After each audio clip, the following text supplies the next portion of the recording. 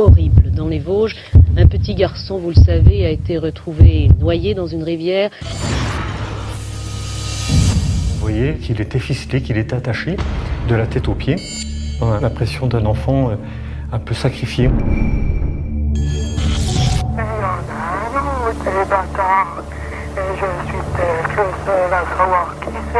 La présence du corbeau est sans nul doute ce qui déclenche cette arrivée massive de journalistes. C'est innocent et j'espère que le vrai coupable sera trouvé un jour. Pourtant, il lui ressemble.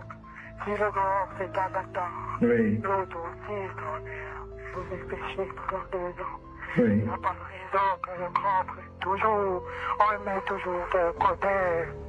Je n'ai jamais écrit de lettres, je n'ai jamais téléphoné, jamais à personne. Invité à faire une déclaration spontanée au président de la chambre de l'instruction de la cour d'appel de Dijon, Jacqueline Jacob proclame d'emblée son innocence. Moins de 2 heures plus tard, ce vendredi 24 octobre, cette femme de 81 ans sera mise en examen pour association de malfaiteurs soupçonnée d'avoir participé à l'enlèvement de Grégory Villemain. Concrètement, la grande-tante du garçonnet, retrouvée pieds et poings liés dans les eaux de la Vologne le 16 octobre 84, est accusée d'avoir été le principal corbeau de cette sordide affaire criminelle sur fond de haine familiale, ce qu'elle a contesté lors de son interrogatoire de première comparution. Le président de la chambre de l'instruction commence par l'interroger sur sa filiation. Elle et son mari entretenaient avec un couple d'amis, lesquels résidaient non loin de la maison des grands-parents paternels de Grégory, cible prioritaire du corbeau qui a pourri la vie de la famille Villemain à compter de 81. Est-il exact? Depuis le domicile du couple, voit la maison et le jardin d'Albert et Monique Villemain. Ne pensez-vous pas que vous auriez pu recueillir des informations en toute discrétion vous rendant chez ce couple? Interroge le magistrat.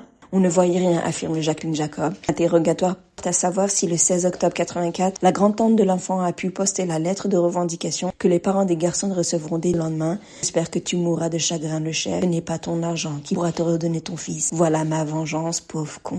La question se pose aussi de savoir si elle a pu passer un coup de fil explicite à l'un des frères de Jean-Marie Villemain, le père de l'enfant, au moment du rapt. Je téléphone car cela ne répond pas à côté. Je me suis vengée du chef et j'ai kidnappé son fils. Je l'ai étranglé et je l'ai jeté à la Vologne. Sa mère est en train de le rechercher, mais elle ne retrouvera pas. Ma vengeance est faite. Selon les expertises en stylométrie, le style de Jacqueline Jacob est hautement similaire avec le contenu de la lettre de revendication. Le style du message téléphonique sera également hautement similaire à celui des lettres anonymes imputées à Jacqueline Jacob. Cette expertise versée en 2021 au dossier fait partie des éléments ayant fondé sa mise en examen. Interrogée sur ces indices retenus contre elle, et notamment l'expertise stylométrique, Jacqueline Jacob fait part de son incompréhension. Je n'ai rien à dire de particulier, je n'ai jamais écrit, je ne comprends pas, avance-t-elle. La retraitée balaie aussi les déclarations de son frère René, qui aurait reconnu son rire sur un enregistrement du corbeau.